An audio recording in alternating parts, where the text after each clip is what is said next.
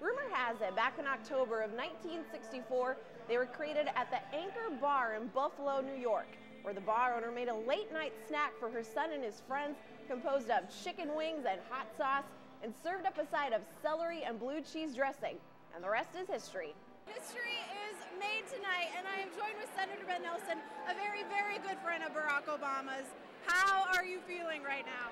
Well, I'm excited, I'm elated. Now, doctors say there are several signs to look out for in the beginning stages of frostbite. The first is a numbness in your fingers and, of course, down in your toes, followed by clumsiness, and finally blisters on the tips of your fingers. 19-year-old Chrissy Schroeder's condition is not being released from the hospital tonight, but friends tell us she was taken into surgery and is now on a ventilator, leaving many to wonder what exactly happened yesterday morning, and more importantly, why would somebody want to hurt her? 200 people showed up outside the front steps here at Von Maur to remember the 8 men and women whose lives were taken so suddenly that day. The guys parked their car and started walking down this street, started knocking on doors and asking people if they needed any help. Dozens of Boy Scouts returned to their families late last night and early this morning, but 4 young men didn't make it home. Sheriff's deputies still aren't releasing the names of the victims and aren't confirming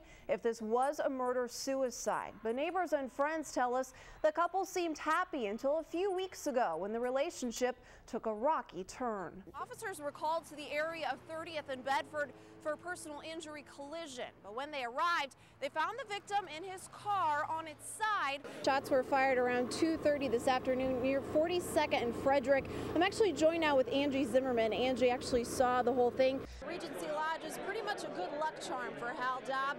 You might remember a month ago we were back here for the primaries where Dobb came out on top. There's about 300 to 400 people, I would say, in here right now. All very, very excited, especially with the latest numbers that just came out. More than 800 signs were painted in 1 hour, all explaining why Nebraska Republicans love Sarah Palin. I'm standing next to what could be the new home for the Omaha Royals. It's right across the street from the Embassy Suites here near 126th and Giles. It's actually one of 3 spots presented to the Sarpy County Board this afternoon.